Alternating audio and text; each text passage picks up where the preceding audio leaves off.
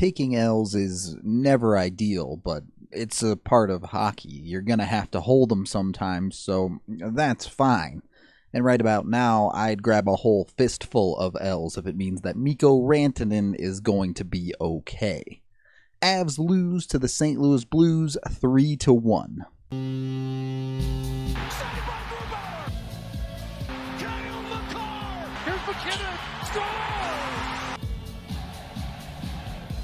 This video is going to be pretty critical, but I want you to keep it in its own bubble. On the whole, the Avs start of the season and going 7-1-1 is still fantastic, so keep that in mind. Before we jump into breaking down this game, over at DNVR we're having a little bit of a competition.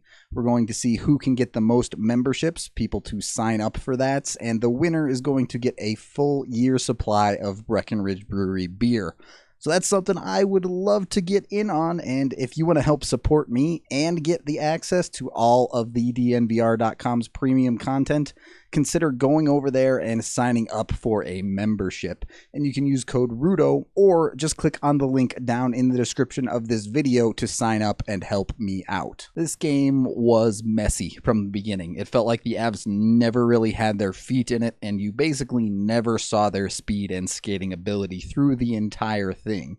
The Blues were able to sludge up the play a lot and simply outgrind them throughout the game. Credit where credit's due, the Blues did a good job sticking to their game plan and forcing it on the Avs, but the Avs made the Blues look better than they were throughout this game. They were struggling to make simple hockey connections one-to-one here. We're talking about 10, 15-foot passes in their own zone, wide open, and they were still missing them by a significant margin. Some of this, of course, is going to be fatigue, playing 5 games in 8 days, but it's no excuse for some of the basics that the Avs were messing up. There was one bright spot early on, though. The Avs got a relatively early power play, and it looked legitimately good. The top unit spent most of it in the offensive zone, and they were moving their feet very effectively. A lot of movement from the forwards in deep, skating up and down the boards, crossing side to side, switching positions, getting the puck to the middle to Kadri, and they generated very good opportunities. They weren't able to score on it, but it was much more what you wanted to see out of the power play,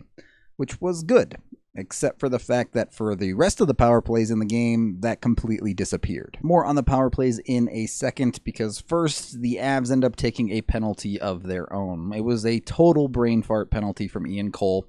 He hops off the ice onto the bench. The Avs' bad passing I mentioned already fired the puck right to their own bench to no one. The Avs were confused. They weren't sure who was supposed to be on the ice. They only had 4 players on the ice, but no one wanted to take that too many men penalty. So then Cole halfway steps back onto the ice and plays the puck. You can't do that. It's just like coming out of the penalty box. You got to be fully on the ice surface before you can play the puck. Dumb, 2-minute penalty. Take dumb penalties, get dumb goals scored on you. After a lost puck battle and failed clear attempt for the Avs, the Blues are able to recover and keep the puck in the zone and just get it back up to the point to Pietrangelo, who eventually works it over to Schenn. You're going to see Comfer be extremely aggressive on Pietrangelo here, which leaves a ton of open space, with Nieto having already committed to the far side half wall. So Schenn has a ton of room to work with here. Bit of an awkward situation. Graves can't fully commit because of the man down in the corner, and EJ cannot fully commit either because he kind of has to split the difference, as it's a PK. You're down a man. You kind of just try and have to cover what space you can. This time, they just give Schenn a little bit of too much room. Comfer probably shouldn't have been as aggressive as he was, because it becomes incredibly difficult to cover that space with just 3 men back. Schenn, he's a pretty good hockey player. He walks in as much as he can, finds himself a shooting lane. Grubauer, you can see, completely screened all the way in here, and it winds up past him on the blocker side. Way easier to avoid that goal if you just don't take a real dumb penalty. Simple as that. Thankfully, after going down a goal, the Avs do get to generate a little bit of offense. Maybe the best stretch of offense of the game for them, if we're being honest. and they draws a penalty. Not just one penalty, but on the power play, they draw a second one and get roughly 30 seconds of 5-on-3 time. The Avs do score a goal here, and that's great. We'll break it down. We'll be positive on that side of things, but there are also a lot of negatives here. The Avs have done a good job to fight and win possession in the offensive zone on this 5-on-3, which is good. They're able to control the play, but with that control, they don't do much at all. You're going to watch them simply pass this puck around the perimeter. This isn't accomplishing anything. They're not even really tiring out the 3 defending Blues. It's just kind of passing for the sake of passing. Eventually, MacKinnon gets tired of that, and he's going to walk it into the middle and try and find himself a shooting lane. And Nathan MacKinnon is an unbelievable talent, so he can make things like this work. But look at where this shot is coming from. Nathan MacKinnon, on a 5-on-3, settles for a shot from well outside of the circles. This is bad. It works because Nathan MacKinnon is not bad. He's incredible. But the system behind this, a single shot on goal on a 5-on-3 from over 40 feet away from the net, that's not good hockey. MacKinnon, though, he can find the top of the net because he's insane. MacKinnon is an incredible talent, and use him for all he's worth as he extends his point streak to 9 straight games on that one. You're getting into some pretty lofty comparisons when you're talking about that. But the point holds that if you have anyone even a bit less talented than MacKinnon, that power play completely falls apart. And it shows through on the ensuing power play as the Avs not only struggle when they do get set up in the zone because everyone stands still and there's no penetration, but half the time they can't even get in at all. They just look terrible. Every facet of the power play is predictable, and the Blues have the book on it and shut it down with ease, and the Avs aren't able to adapt. Their system seems to be so rigid that there isn't any creativity or room for creativity there, and they don't have anywhere to go. The Avs would have multiple more power plays through the rest of this game that were exactly the same. Go to your spot, stand still, and honestly, most of the time you don't even do that because they couldn't even gain the blue line cleanly. Not good, I'll leave it there, but they could have easily gotten back into this game with a more effective power play. The rest of the first was fairly even. You got into a little bit of chippiness here and there, which probably plays more into the Blues' hands, but ultimately, you're 1-1 after 1, and on the road, you take that when you get it. And then we have the second period. And the second period was just straight up terrible. There are not only no highlights for the Avs from the second period, they barely even registered any statistics, at least positive statistics. A single shot on goal. 1. For an entire 20-minute period. And if that's not bad enough for you, they only attempted 7 shots throughout the whole period. So they only hit the net once out of 7 times, which is pretty gross. And on the other side, the Blues had 21 shot attempts. 3 times more than the Avs in that 20-minute segment. That is just awful. Not gonna fly. No matter what excuse you have, that's not good enough hockey. And that's bad. But I can get over that. It's one game, as I said. The problem is, at the start of the second, the Avs have a real issue. So here's Mikko ranting, just skating along 30 seconds into the second period, but keep an eye on his left foot. You're going to see it catch the ice and twist. Pretty gnarly catch. He immediately goes down and is definitely hurt after the fact. Here's another angle that is extremely gruesome. If we go forward a little bit there, you can see how badly that ankle snapped backwards. It's still unclear if it's affecting his ankle or his knee more, but either way, it did not look good.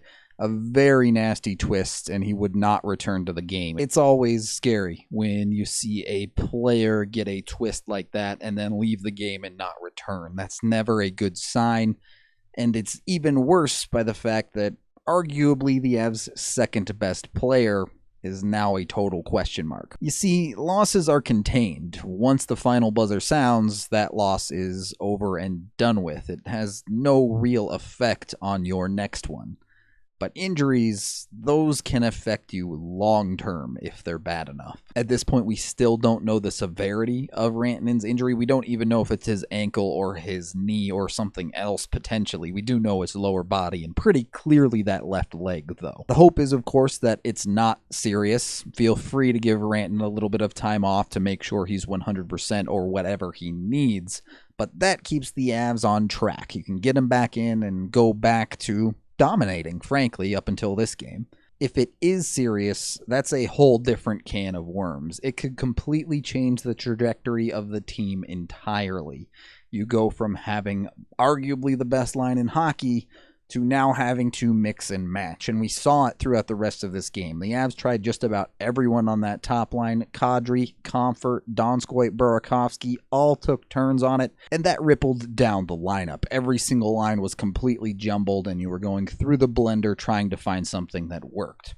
Now, part of that was the Avs were struggling anyway, but losing Mikko just compounded it. And suffice to say that nothing worked. The Blues would take the lead just a couple minutes later. Avs on a delayed penalty situation here. We'll never actually know what it was for because it wasn't exactly clear going back and checking the footage, but the Blues worked this puck back up to the point. Pretty safe play. They want to keep possession with the 6-on-5 situation.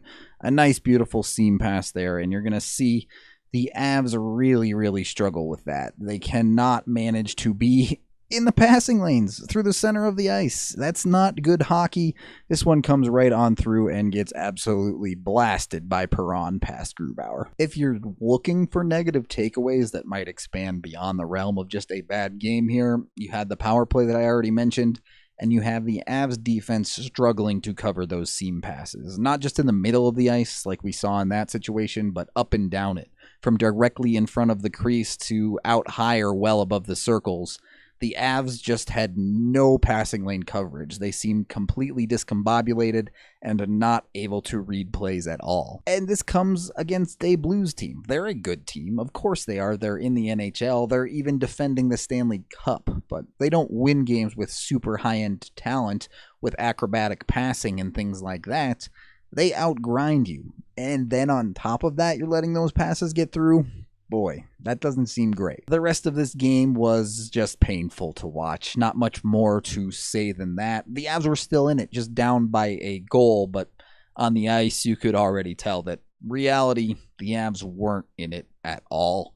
And then near the end of the second period, a softie pretty much puts it to bed. The Avs dump this puck out and go for a change, but it's the second period, so it's the long change. The Avs have to go all the way across the red line to get to their bench to switch out. And they get straight up caught on a bit of a lazy one here as Parayko collects it and fires it up the ice, creating a 3-on-2 situation for the Blues. Even still, they're pretty slow about this, and the Avs are, for the most part, able to recover with the forwards getting back into play. The puck eventually comes over to Tarasenko. Tarasenko collects and throws this one on net. This shot should never go in. I don't care if it's Tarasenko shooting it. Grubauer just needs to seal himself up against the post, and this puck needs to not slip through him, but it does. And I don't think Grubauer played a bad game. I thought he kept an Avs team that was floundering in it. Even with a softie like that, he never let the game get out of hand.